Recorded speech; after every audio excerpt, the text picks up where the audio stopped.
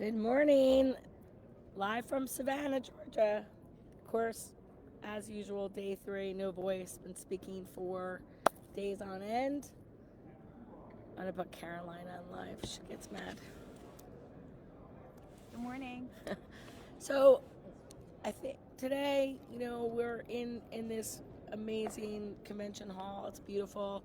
Savannah's been great, walking around town, seeing different people, meeting everyone at my normal week.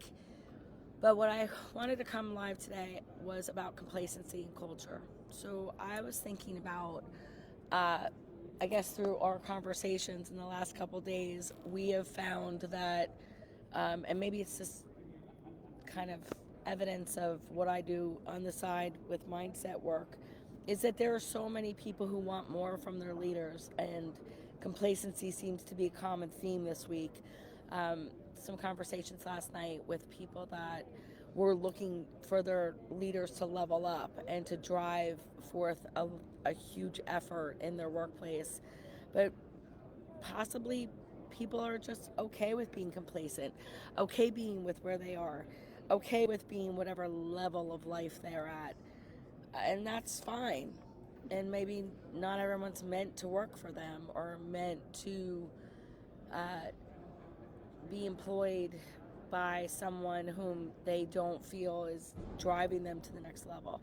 And conversations recently, you realize that sometimes you just outgrow things. You outgrow people, or you never really saw it to begin with, or your level of life upgrades.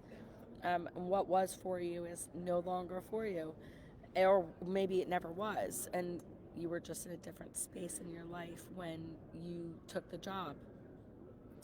So, however that looks, are you being your best for your culture, for the people that you employ?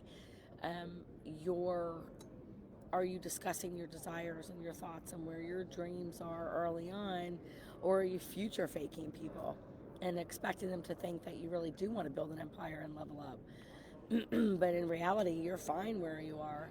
So don't bring on team members, because when you are a leader, you are expected to keep rising so that people follow and people want to be better.